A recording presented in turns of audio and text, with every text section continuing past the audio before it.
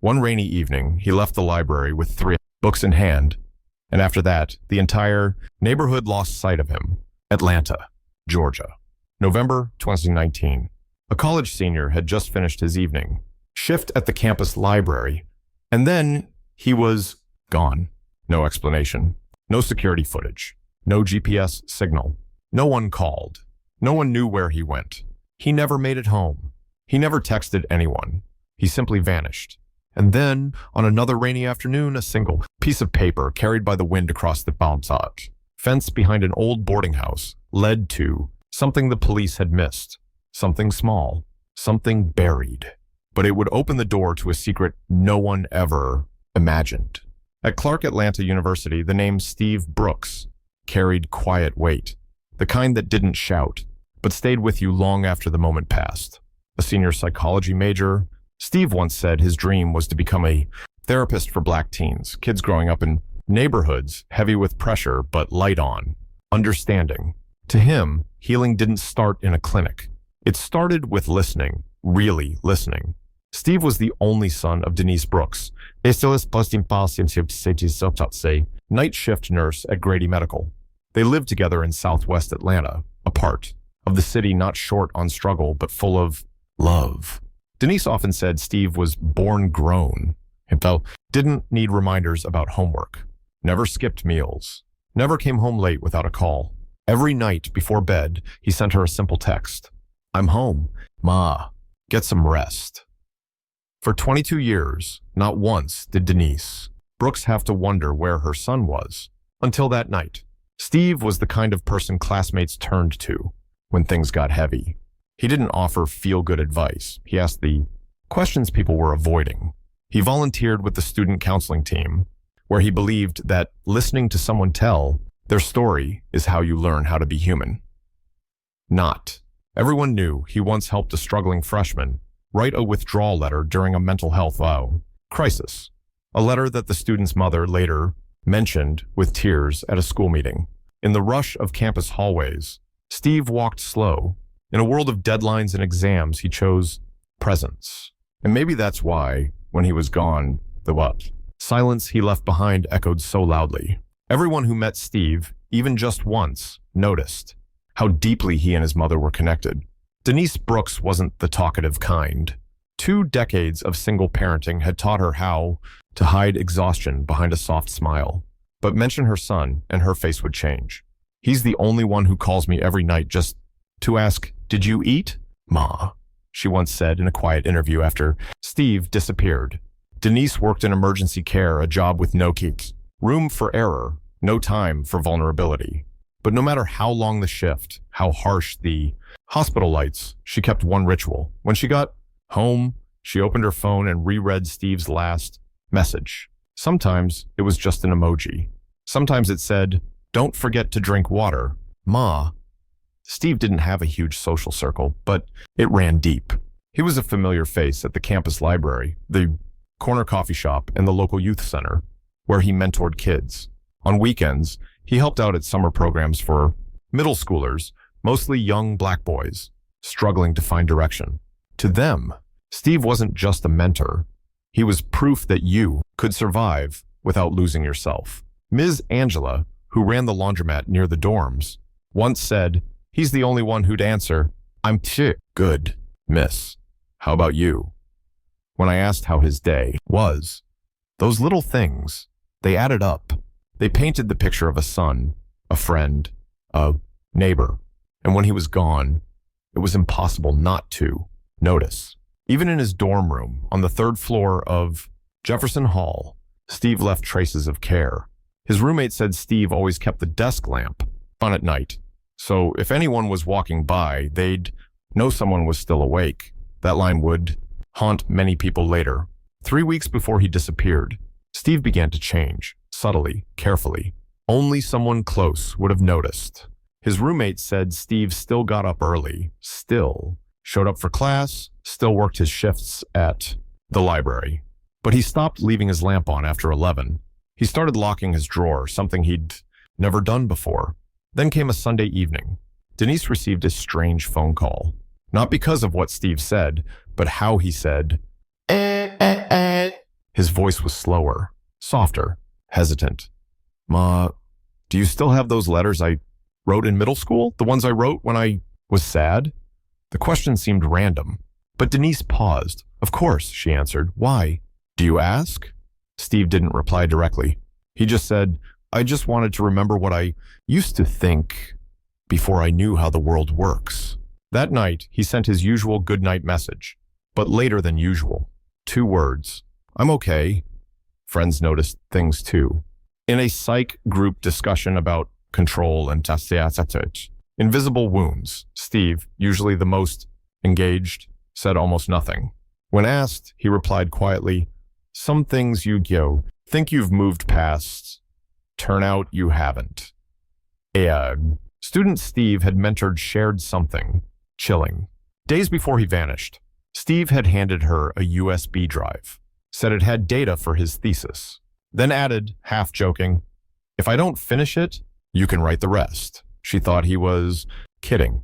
But when police later checked, they found that USB, untouched, waiting in her desk drawer, and maybe the most haunting detail, the paper, calendar in Steve's dorm.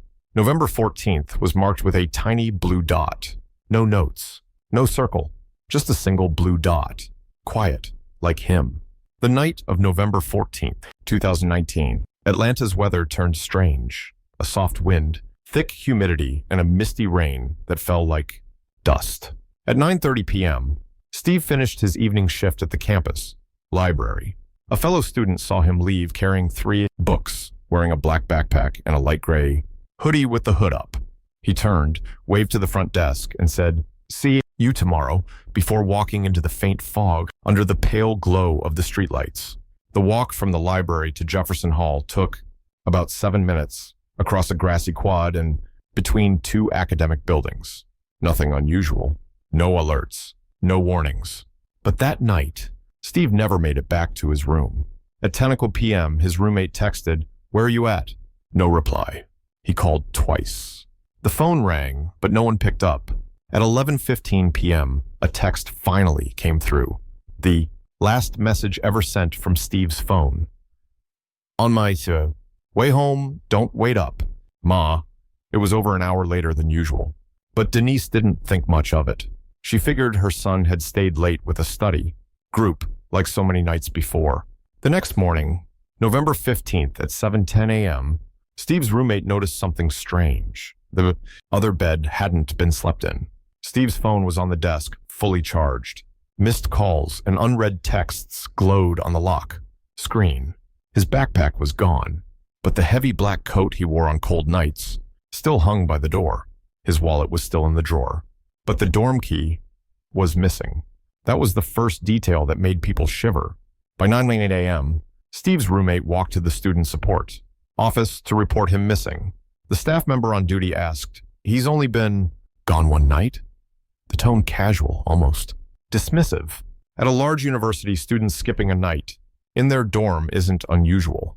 But the roommate insisted, Steve doesn't just disappear. Not without his phone. Not without his wallet.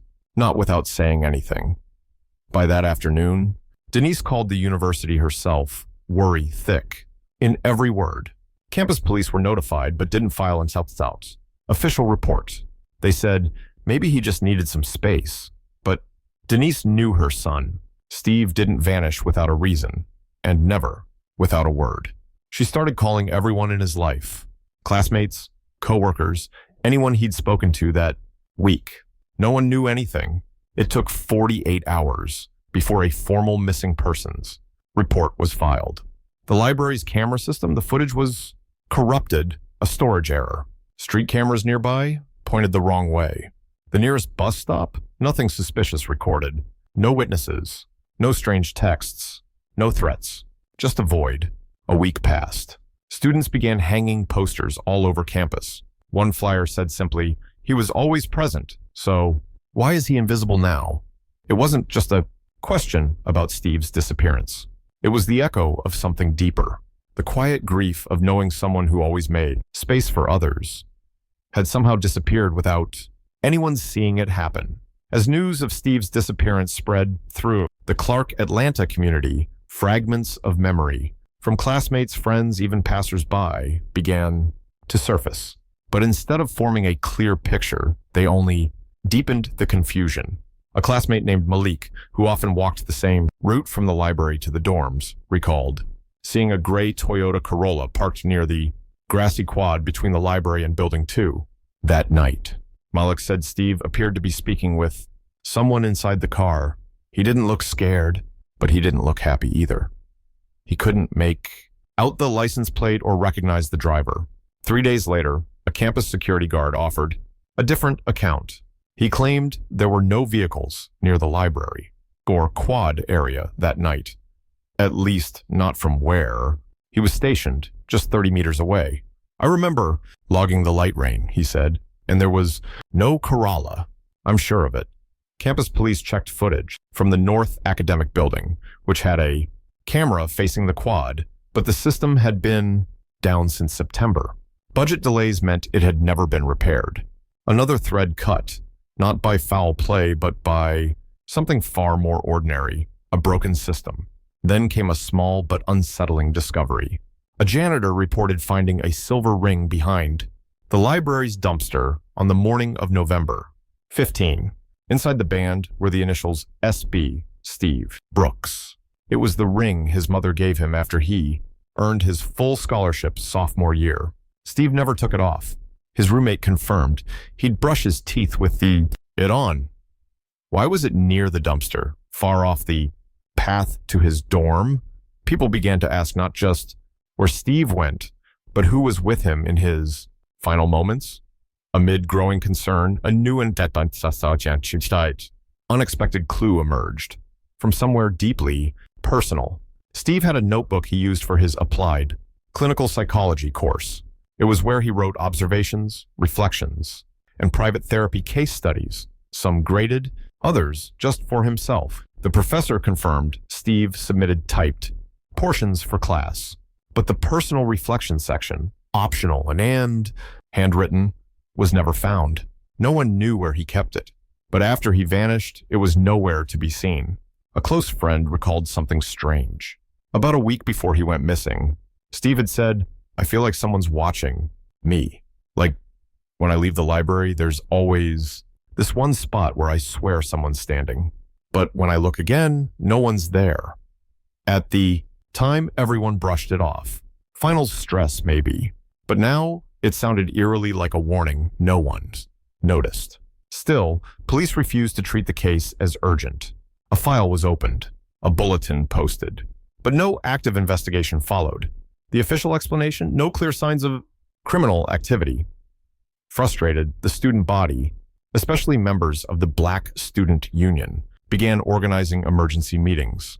They called out the pattern, missing black. Students not being taken seriously. Cases pushed aside.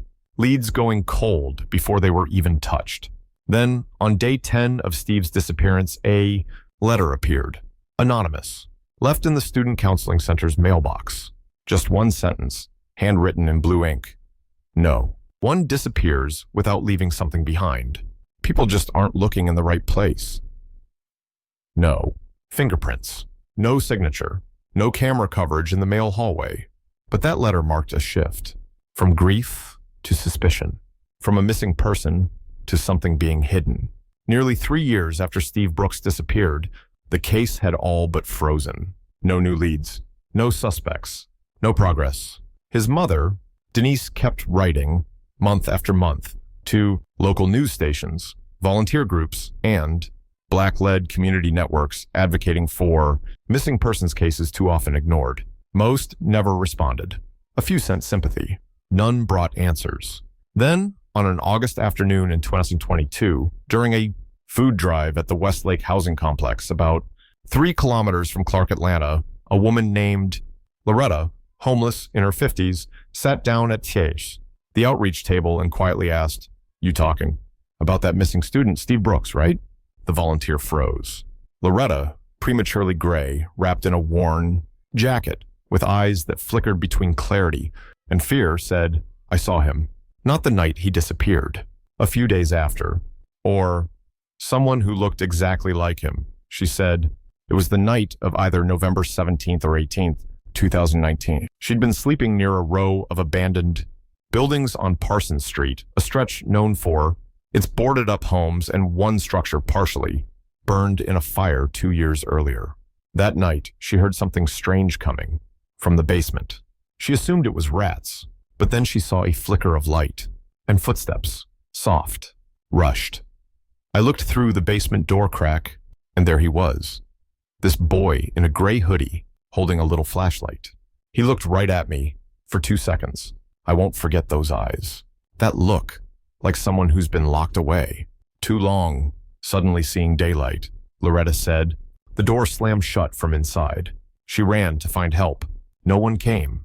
Years passed. She told herself it was a dream, until she saw Steve's face on a faded poster at a bus stop near the local church. That was him, she said, or someone with his exact face. Her account was forwarded to Help Us Find Us, a volunteer network that reinvestigates unresolved, missing persons cases, especially those involving Black victims. A small team went out to Parsons Street to follow up. The building Loretta described had indeed been damaged in a fire in 2017. It had been vacant ever since. No listed tenants, no power, no records. But after a heavy rain in late September 2022, a volunteer noticed a crumpled paper stuck to the fence behind the property, soaked, wrinkled, barely legible. It was a page from a student notebook. The ink had bled, but one final line was still readable, just enough to stop the heart. He knows which way I walk home. I don't think I have many days left. It was written in blue ink, the same as the anonymous letter that appeared in the student counseling mailbox 3 years prior. Police were urged to reopen the case. This time, the volunteers went with them. They broke the basement padlock. Inside, a rotting staircase. No light. Damp air heavy with mold. The room below was small, barely 6 square meters. On the walls, faint pen marks, half-finished notes, a broken wooden chair, a bent wire coat hook, and in one corner, a torn piece of a Clark Atlanta Library uniform, one sleeve missing, caked in dust. DNA tests confirmed the shirt carried Steve Brooks's biological material. No body, no cameras, no one inside, but he had been there. Every theory that he ran away, was abducted, had died, now stood on shaky ground. There were no signs of another person, but the basement couldn't be locked from within. Had Steve been held there, or had he hidden? Why, didn't he call anyone? Why didn't anyone know? Now, the question was no longer who took him, but this. Why didn't he come back? When DNA tests confirmed the torn uniform belonged to Steve, the media returned. His name, once fading from news cycles, was back on the front pages of local papers. Missing, student leaves trace in underground room. New, clue revives Steve Brooks case. Headlines like these made Denise Brooks's heart seize. Hope, fear, anger, guilt. All of it swirled together in a storm she couldn't name. 1 week after the basement discovery, a volunteer from Help Us Find Us submitted an old video clip filmed in 2020 during a homeless outreach campaign near East Lake. The clip was short, under 15 seconds. It panned briefly across a group of people standing near an old train station. In the far left corner, almost missed, a figure in a hoodie, head down, moving fast. They slowed it down, zoomed in. The image wasn't clear, but the jawline, the way he held his backpack strap, the gait, it matched Steve, almost exactly. Then came the second jolt. Buried deep in the mismatched records from local colporteurs, free clinics, someone found a handwritten intake form for psychological services, dated March 2020. The name listed Stephen B., no phone number, no fixed address. No one remembered seeing him. No one remembered hearing him speak. But the handwriting closely matched Steve's college notes. If Steve was alive in 2020, why didn't he come? Home? What stopped him? Or what made him afraid? 2. That became the hardest question of all. People who knew and loved Steve split into 2 camps. Some believed he was too broken to return, traumatized beyond reintegration. Others, quieter but deeply haunted, began to wonder, what if something happened that made Steve lose faith in everyone he once called his safe circle? Even Denise, his mother, began to unravel, inwardly.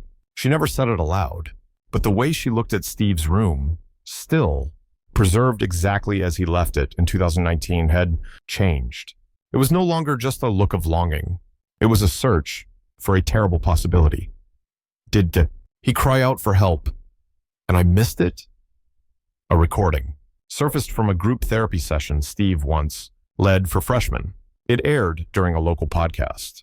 In it, Steve's voice was calm but heavy. Sometimes, the people you think will always listen. When you finally speak up, they say, that can't be right. You're probably just being too sensitive. And just like that, you go silent again. That sentence, heard now, felt like a flare that no one saw in time. How many of those small things, the glance, the offhand comment, the quiet change, had been desperate signals? And if that's true, then the tragedy isn't just that Steve vanished. It's that he may have tried to say something, and no one was truly listening. Now, with theories clashing, clues leading in opposite directions, trust fracturing, in memories, in love, in the system itself, we're left to face the hardest truth of all. Maybe the truth isn't just one answer. November 2023, 4 years since Steve Brooks vanished into a quiet, rainy night outside the library, behind Jefferson Hall, where friends once strung up lights for the first candlelight vigil. There's nothing now but open lawn. The grass has grown back. A new sign stands in place. The walkway has been repaved. It's as if nothing ever happened. But for those who once crossed paths with Steve, one question still lingers in the silence. Where is he? No arrests, no charges. The basement, where blue ink still stained the wall, was sealed off, then torn down to make room for a temporary housing complex. No artifacts remain, except a torn shirt and a crumpled page. Everything else is absence. Some say Steve left Atlanta and started over under a new name. Others believe he didn't survive. His body simply never found. But there are those, especially the ones he once helped, once listened to, who still hold on to something else, that Steve is alive, somewhere, still walking quietly through the world, just as he always did. Denise now lives in a small town outside Savannah. Every year, on November 14th, she still sends a message to her son's old phone, the one long disconnected, still saved in her contacts. You home yet? I made your favorite fish. There's never a reply, but she keeps sending them. No one can say for sure what happened. But if Steve truly did become invisible in a world he once trusted, then maybe memory is the only thing that keeps him real. Maybe not everyone who disappears wants to be found, not in the way we imagine. Maybe what they need is someone to believe they were here, that they mattered, that they left something behind. And if you believe that no one should vanish without a sound, share this video, because sometimes just one person remembering is enough to change everything.